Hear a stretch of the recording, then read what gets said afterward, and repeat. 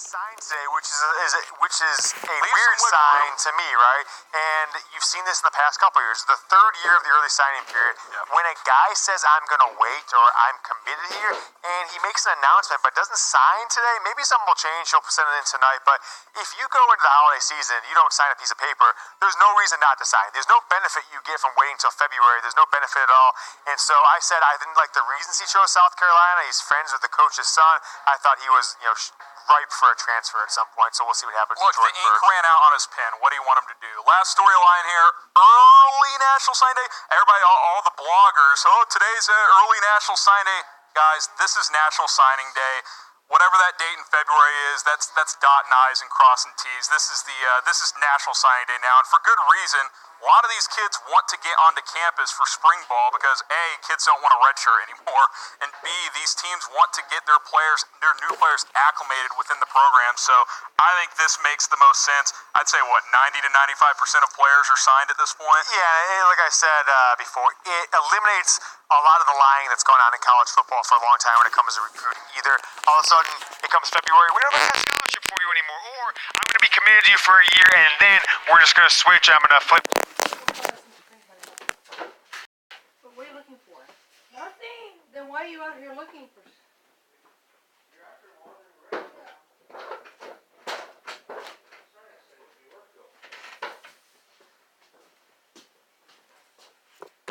Oh, his phone's out here.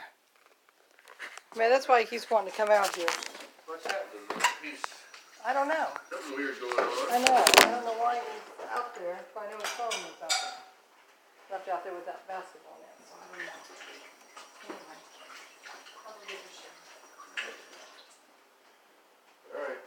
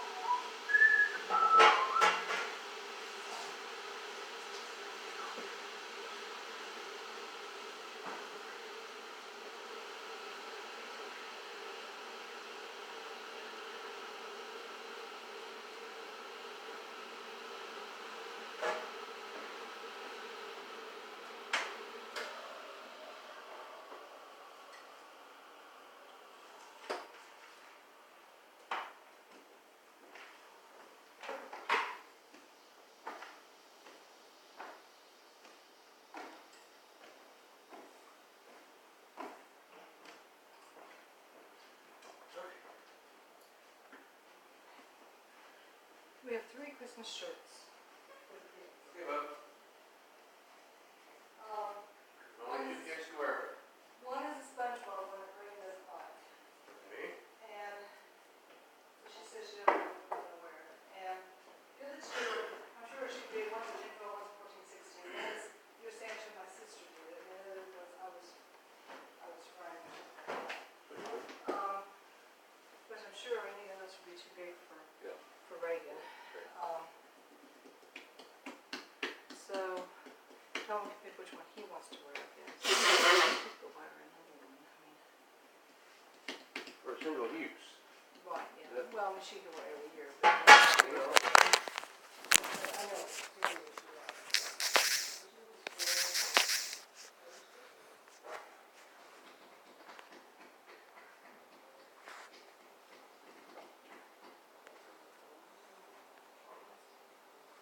Excellent, yes.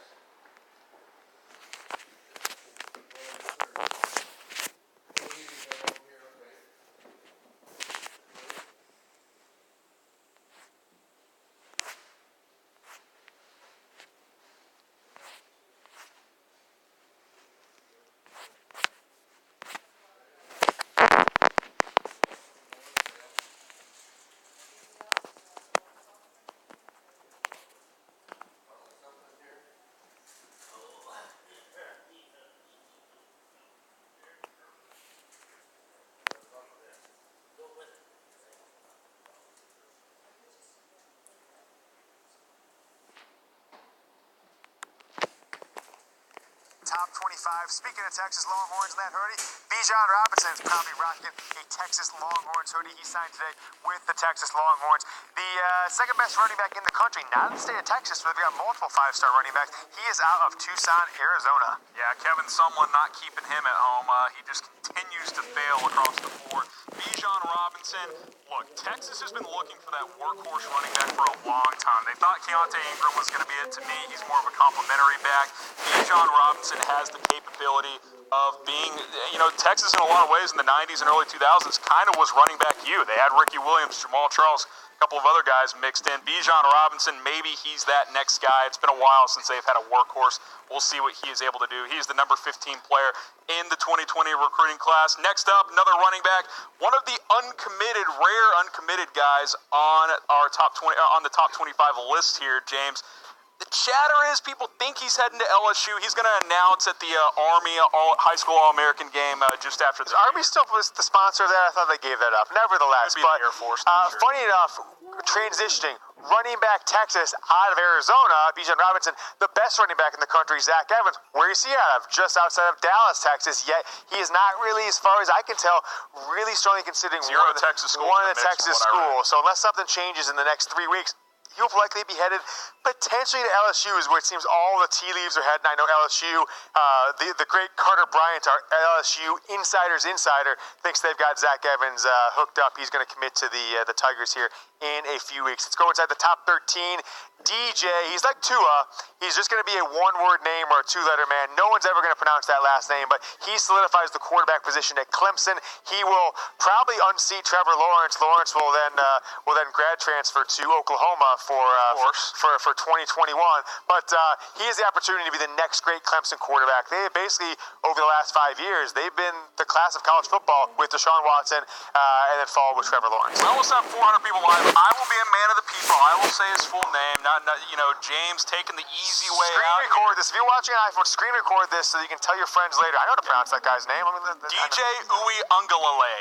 Remember the name. DJ Uiagalelei. He will be the next star at Clemson, probably take over in 2021. Speaking of Clemson, speaking of college football playoff, who's going to win the national title? LSU faces Oklahoma. Clemson faces Ohio State. I'm rolling with Coach O.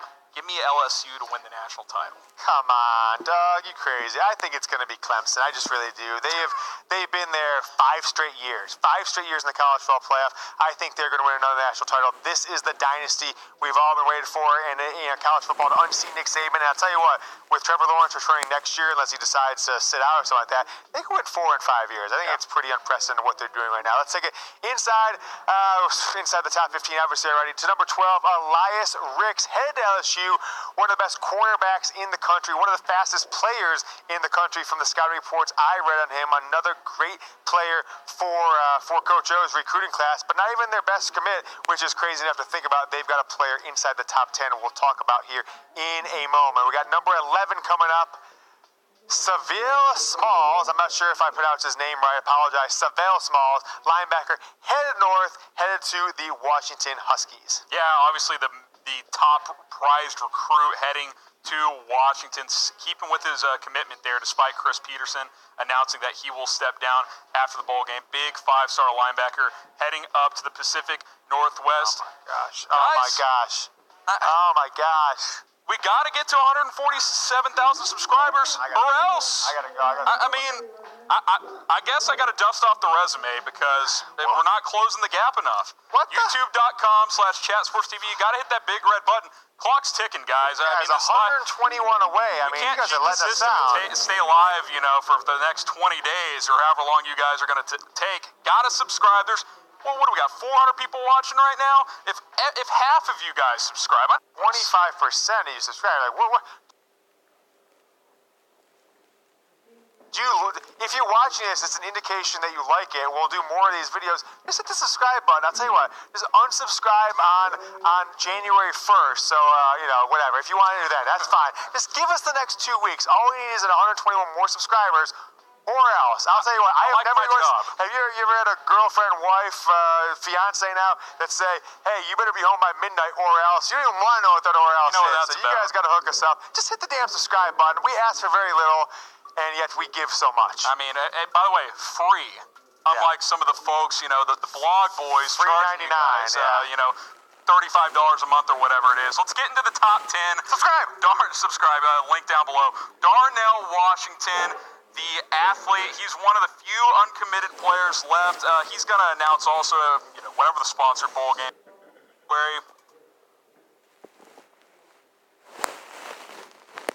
261 pounds. Probably a tight end. Amazing size. That's just like an amazing size. I think he's going to head to Georgia, but he's going to announce in the next couple of weeks. Eric Gilbert, we teased him, LSU's prize recruit, the tight end.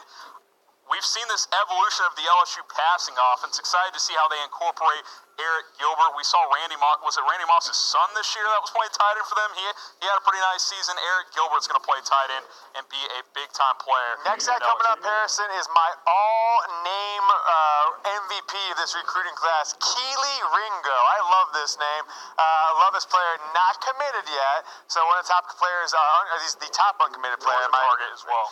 George Target. So Keely Ringo has not signed anywhere else. Georgia into their class. You can see them pop up maybe inside the top 3 or 4. By the way, he has not announced when he's going to commit. These other guys, it's going to be right after the New Year. There's no official word on when Ringo will commit, so he is a name to keep in your minds. Georgia would be a big get for Georgia if they can get both of those guys. We want to know where y'all are watching from, so shout out your city. We'll get some shout-outs going in the comment section. Let us know. We are based in Dallas, Texas. Let us know. Shout out your city. Spam it in the comments, and we will get some shout-outs going for you guys. I'm repping Hinckley, Ohio. I still think, I'm going to have to get an English major. I still think shout-out is 2 words, but nevertheless. Nebraska. I didn't know that was a city. The math team apparently thinks it's 1 word. I think they say 1. But shout out your city. We want to know where you guys are watching from. We'll give some shout-outs here. Brussels, Belgium. How about that? So you got some Belgium, Tennessee, Michigan. It's not actually a city, but we'll give it to you nevertheless. Miami needs 2001 team, whatever that means. Omaha, Nebraska, Brookston, Burlington, Vermont, in all caps, Newark, Ohio. Shout out Hinckley, Ohio. The spell check team, they heard your outcry there. Shout out 2 words. Big debate going on out there. Is it 1 word? Is it 2? AP style. Subscribe or else. We don't know what. Yes, subscribe or else. We're going to go back to 1 word shout out. There's some chatter in my ear from the producer's producer says it could be hyphenated. Sources are confirming. All kinds of strategy. Ohio State is next up on our list. They've got number 7 player overall, offensive tackle, Paris Johnson Jr. I believe his dad is a player, nevertheless, but he is an absolute road grader, an absolute beast. Terry McLaurin. Nah, something like that. Paris Johnson Jr., the number one offensive lineman in the country for this class, and I can't wait to see what he does in Ohio State's offense. They sure are great offensive linemen, but this is one of the best offensive lineman commits they've ever had. They got a 5-star Nicholas Petit-Ferrer a couple years ago. Now they've got Paris Johnson Jr. to anchor that line going forward. Next up, maybe my favorite player in this year's class, Bryce Young. I watched a good amount of tape on him. He reminds me of an undersized Deshaun Watson. 5'11", about $185, needs to put on some weight. You know, everybody's like, oh, he's too small. Well, Kyler Murray was smaller than him, and that worked out pretty well for Oklahoma. But Bryce Young, very improvised type of quarterback, can make things happen with his feet. But he's not usually looking to scramble. He's usually looking to extend plays and then throw the ball down the field, very similar to Deshaun Watson. He will scramble if he needs to, but very mobile quarterback, can escape the pocket with ease. He's very smooth, very natural leader type of player, too. I think he'll compete for the job. If Tua doesn't come back, I'd be very surprised if he doesn't get that starting nod by mid-season. I don't think the quarterbacks they've got behind Tua can stack up to Bryce Young in talent. We've got the top 2 programs really in the country. Ohio State, Clemson get the top 2 quarterbacks. So which quarterback are you most excited about? Clemson, Type B. Alabama, But I say Clemson or Ohio State. Oh, jeez. They'll get one of these guys to transfer there in a couple of years. Type B for Bryce Young, who is headed to Alabama, the number 1 dual threat quarterback in the country. Type D for DJ Uyunglele, headed to Clemson. B or D? How are you? I'm actually excited. I'm going to go with D because I just see, that's what she said. His size is just insane to me for a quarterback. Yeah. 6'6" or That's whatever what you're it looking is, for, right? 250 pounds. You want a guy who can sling it 75 yards to the field or throw 40-yard darts? Uyunglele is your guy. If you want a guy who can extend plays, Bryce Young's your guy. Keep your responses coming. coming. You want the D. I don't know about that. Let's All go about to preference. The top 5 today. We saw Jordan Birch out of South Carolina commit to the hometown team, the South Carolina Gamecocks, over Clemson, over Georgia, over LSU. He was the top player on the board to make his selection. Really going to the day, the top uncommitted, him and Justin Flo, number 5 and number 4, I apologize for Flo, players in the country, which takes us to Flo out of California, heading north to Oregon. Oregon picks up 2 5-star linebackers, chose Oregon over Clemson, USC, Miami. I think, to mention Clemson there, it's impressive what they're doing. When I was living in California up until recently, a couple years ago, up until 2016, no one in the entire state of California could even tell you where Clemson was. Now they're pulling some of the best players in the entire state to go all the way across the country to go to their school. It's so sad USC has like the 80th recruiting class. They can't keep, there's hundreds of California 4-star and 5-stars. Can't keep any of them. Justin Flo heading up to Oregon, number 4 player in the country. Let's get into the top 3. Miles Murphy, the defensive end. He was actually the 4th-ranked player a week ago. Him and Flo flipped. So Clemson has 2 of the top 3. Miles Murphy, one of the 6 5-stars heading over to Clemson. I always love that delay. Oh, we switched him from 3 to number 4. Like, what? Did he do an extra bench press rep or what? How does that happen? But nevertheless, Miles Murphy is number 3. Julian Fleming at number 2 is a player that Ohio State fans on Twitter and on Facebook have started naming their kids Julian. They truly believe that this young man, Julian Fleming, who is just a giant player, I only list him as 6'2", but I've seen him standing next to some other commits that are going to Big Ten schools. He looks a lot bigger than 6'2", 200 pounds, at least to me. But nevertheless, 6'2", 200 pounds, number 2 player in the country. It's very rare that you see a wide receiver this highly ranked, the 2nd best player. It's usually defensive linemen, offensive linemen, quarterbacks, running backs, wide receiver out of high school class. We'll show that. Ohio State fans are certainly excited for him.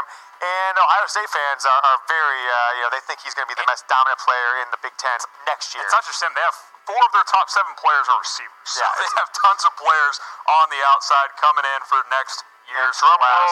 Top guy. I told y'all it was Clemson. Brian Breesy, the defensive tackle, number 1 player in the country.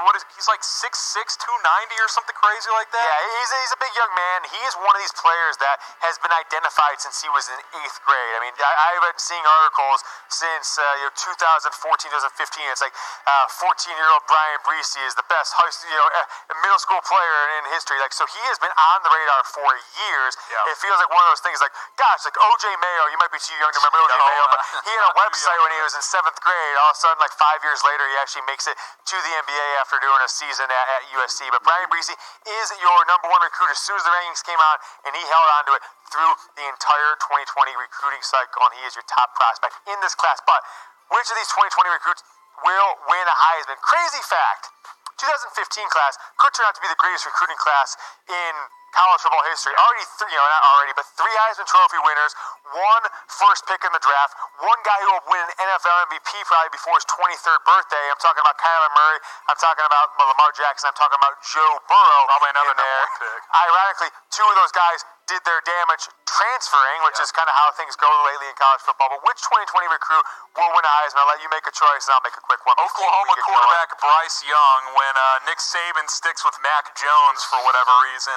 No, there's a lot of candidates. I'll go Bryce Young. I just think he's got that flash that tends to win the Heisman now, right? I know Burrow may not have been the flashiest player this year, but his numbers are so insane they really didn't have a choice. But dual threat quarterbacks at major programs, that's kind of where this award has gone in recent years. So I will go with Bryce Young, the Alabama quarterback. I'm going to go with DeMarcus Bowman, number 16 player overall, running back at Clemson. Just think I like the speed he has. Maybe it'll translate to Clemson to be their next big-time running back. Use hashtag CFB to get your questions on the show. National Signing Day coverage just for you guys. We're staying late in the office, late in the studio. Harrison Graham, James Yoder, breaking it all down. Let's get a little Q&A for you guys. We get overtime for this? Yeah, I know. Subscribe. Double pay, yeah. Make sure you're subscribed. Let's get to the first question here from Eli. Should the playoff be expanded to 16 teams where every conference champ gets an automatic bid? No, I don't think so. I think 16 is crazy. I actually don't really like necessarily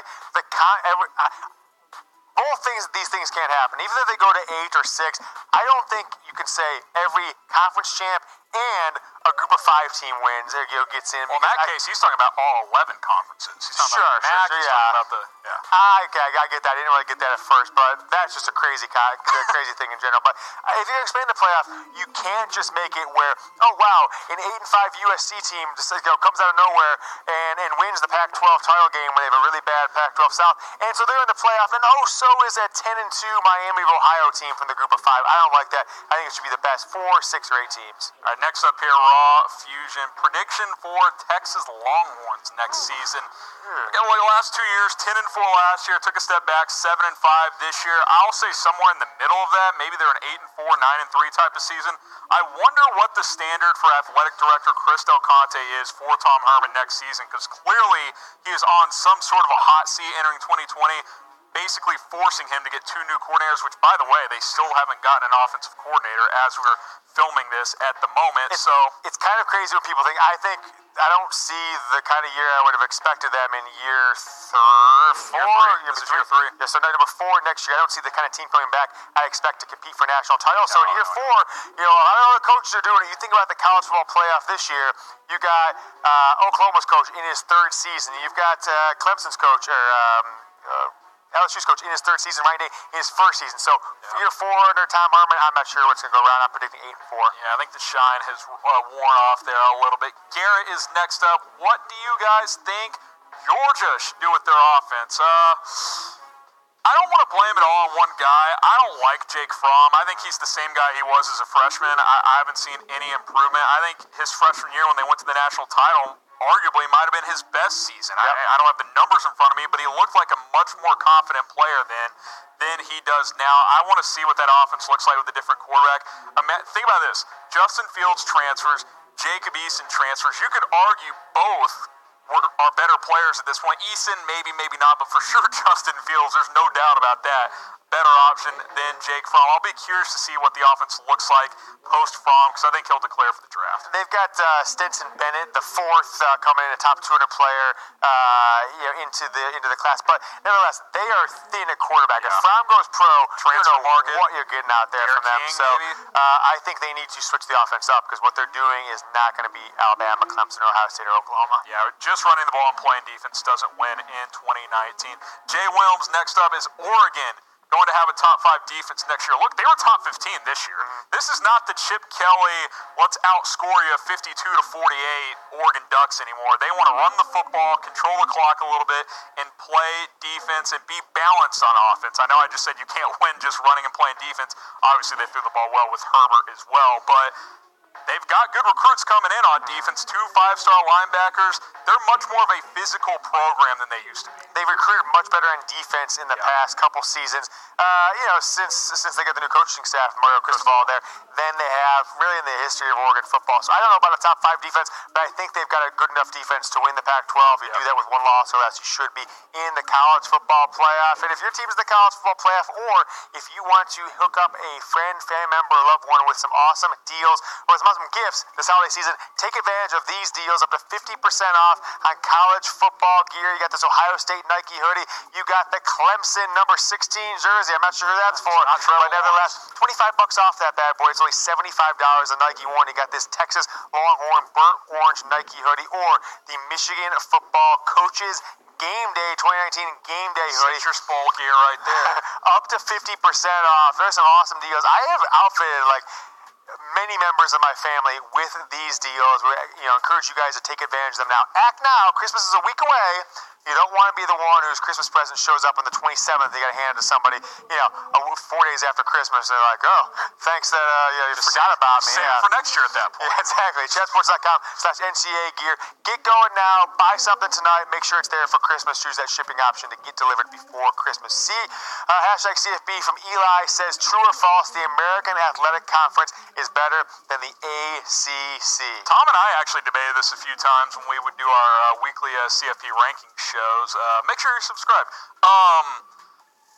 If you take Clemson out of it, is there even a question, right? I think the depth of the American this year was actually better than the ACC. Obviously, you can't say, Clemson doesn't count. Clemson carries a lot of weight on its own, but Virginia, we saw what the second best team in the ACC, how they matched up against Clemson in the ACC title game. They lost 62-17. So the American, in a lot of ways, depth-wise for sure, in my opinion, was a better conference this year. Let's go to TRU.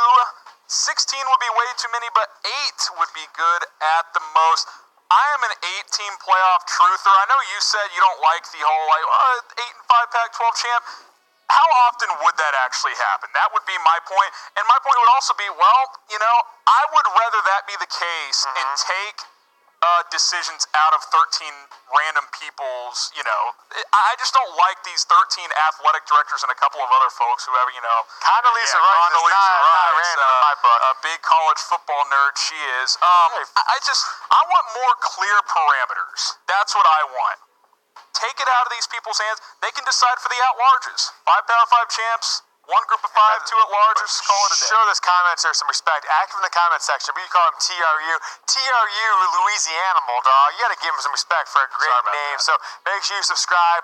Type S in the comments if you guys have subscribed to the channel. Trying to get to 147,000. I have heard the or else is not going to be good for Harrison and I, but most importantly, will not be good for Dylan behind the scenes if we don't get there. Tyler Avon has the next question. Next year, Oregon is playing NDSU. Can NDSU win? Well, Chris Kleiman's not there anymore last time I checked. I know they're still keeping it rolling, having another good year in the FCS. No, they're not going to win that game. Give me the Ducks. I think Cristobal's building the good This is ripe for a freezing cold takes right here when NDSU wins 38-20. Well, speaking of freezing cold takes, Raw Fusion, what's going to happen? What happens if we don't hit your goal? You don't want to find out. I know I don't want to find out. I've been told it'll only affect you guys negatively by not having the kind of content you're looking for. But Raw Fusion, let's just say it's holiday season, and some of us are trying to enjoy our holiday season and not make it a bad time. So if you like what we're doing here, if you appreciate the show, go ahead and subscribe. It literally costs nothing. We're within 100. That means we've got over 50, around 50 subscribers this show. But you guys are letting us down a little bit.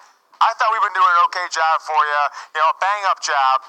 And all we can ask for you guys, subscribe. So if you're feeling like you're being you're in the holiday season, you have to send us a sweatshirt or a T-shirt or a jersey. You have to buy. I'm not asking for gifts, which a lot of these people. Have you seen some of these videos? These people on videos, wink, wink. They're asking you to send them gifts. You know what that's about. Yeah, that's all we're asking bad for news. is a sub. This isn't OnlyFans. This is YouTube. Hit the sub. It is free, and we will be only fans of you guys if you subscribe. I don't to know us. about you.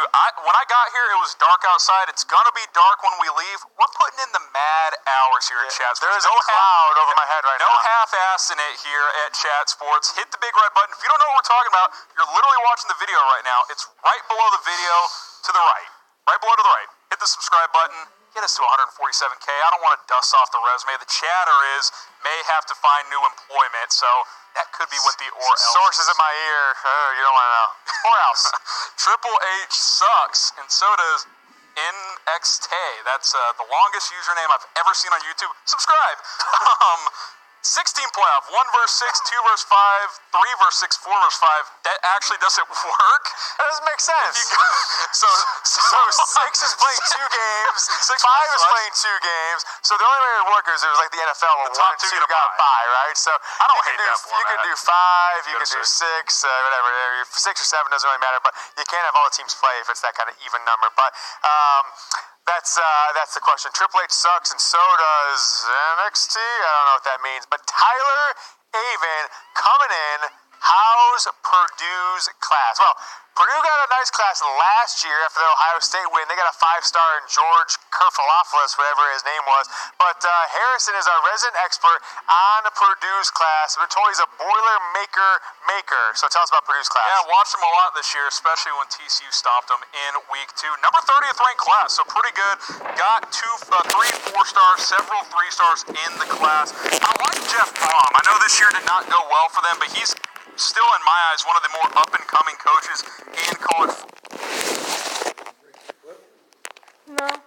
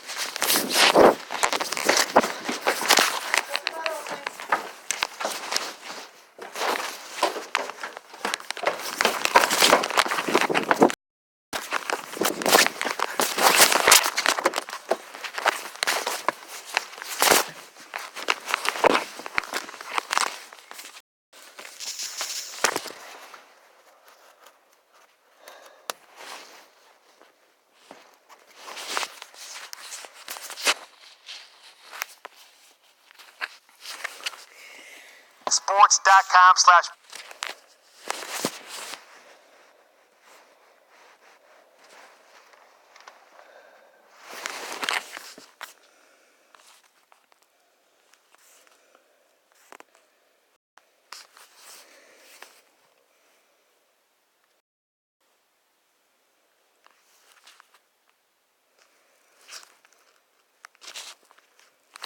Oh wait.